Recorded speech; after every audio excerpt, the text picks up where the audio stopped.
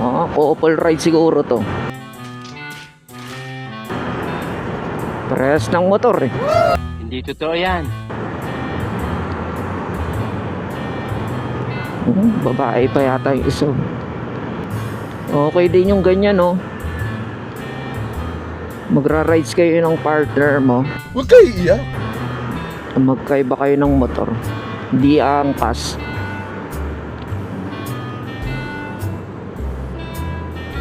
Ayun, no? Tapos naka-intercom sila para nakapag-usap.